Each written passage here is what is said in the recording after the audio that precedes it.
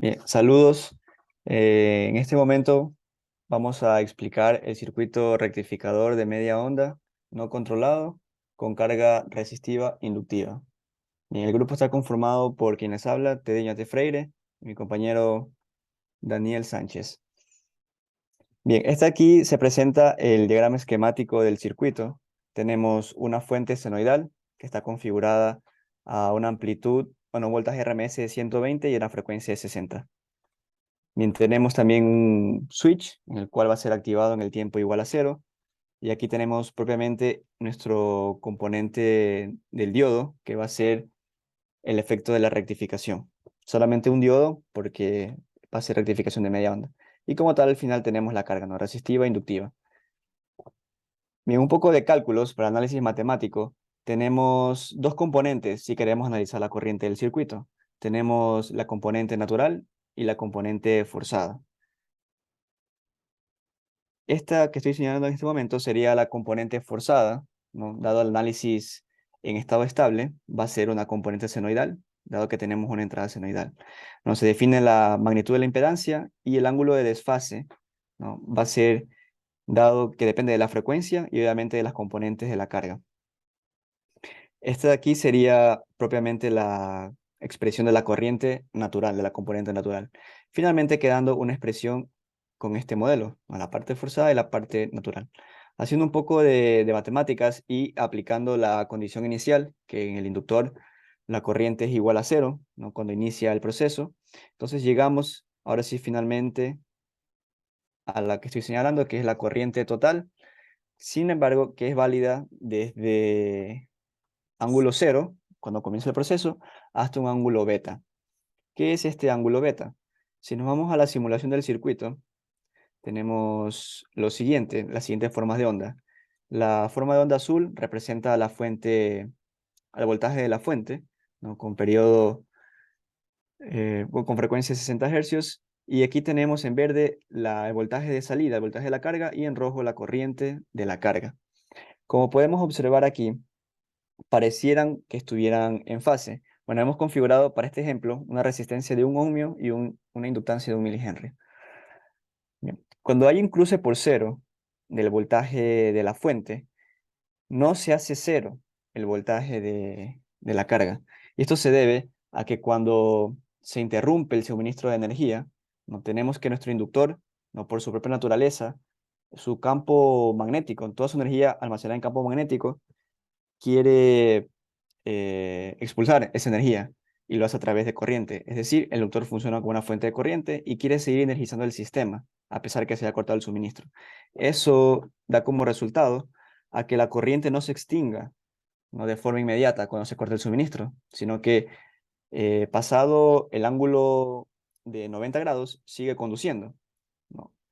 Por un periodo que depende de las características de la carga. Aquí he señalado en esta marca de aquí, el tiempo donde la corriente sí deja de, o sea, se convierte en una corriente nula. Y esto nos indica el ángulo beta, ¿no? Que está entre 90,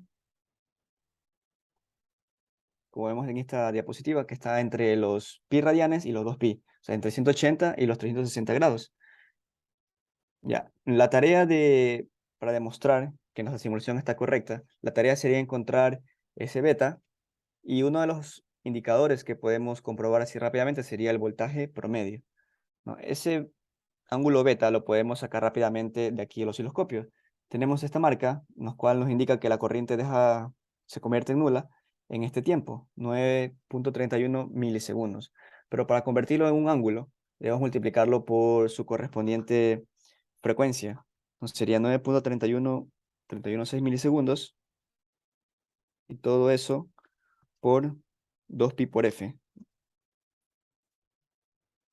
Eso nos da un ángulo de 3.51 radianes, ¿no? Tal como está dicho en la diapositiva, en la demostración matemática, es mayor que 180 y menor que 360. Bien, finalmente se puede demostrar que la expresión del voltaje promedio es la de aquí, que depende tanto del valor RMS de la fuente y propiamente de ese ángulo beta, ¿no? Que estábamos buscando. Entonces, para encontrar en la simulación, se hace un análisis de Fourier, que va a ser explicado por mi compañero más adelante. Aquí podemos ver, la componente fundamental es 84,73 eh, voltios. Y la componente de C es el 61%, ¿no?, de esa componente fundamental. Es decir, nos da en el cálculo un 52,2 en voltaje. Ahora, si hacemos el cálculo teórico con el ángulo que encontramos, nos da que es raíz de 2 por 120 dividido para 2pi, y eso 1 menos coseno de ese ángulo que encontramos, que es 3,51, nos da un voltaje promedio teórico 52,187, ¿no? Y así hemos comprobado que esta simulación está correcta, ¿no? A continuación, mi compañero Daniel Sánchez hablará acerca de los armónicos y el análisis de Fourier de este circuito.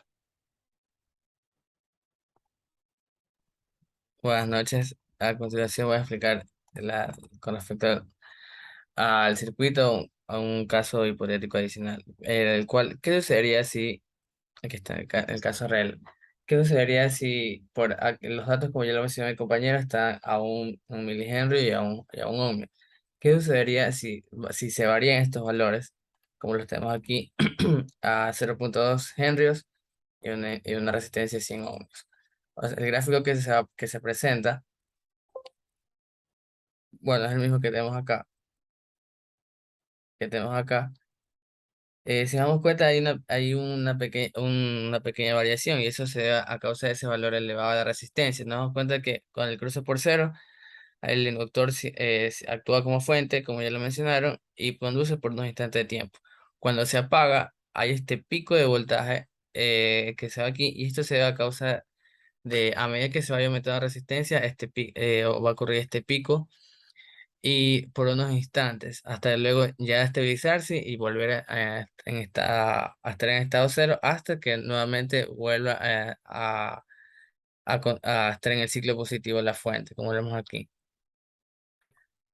Aquí tenemos la fórmula de la ley de Kirchhoff, el análisis de malla que se realiza aquí en el circuito. Y eso es lo que aquí obtuvimos, que también ya lo mencionaron. Ahora, ¿qué sucedería? Perdón, el análisis armónico con la carga RL. Aquí tenemos el circuito, el análisis armónico se lo obtiene de esta forma. Una vez simulado, aquí en Continuous, en Tools y análisis FFT, dan ahí y aquí van a escoger acorde al scope, a la scope del circuito.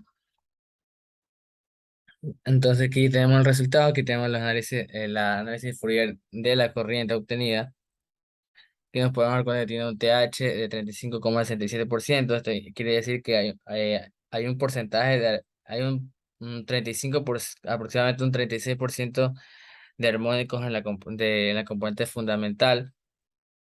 Aquí también, cuando estamos en la frecuencia cero, que tenemos aquí tenemos la componente DC de la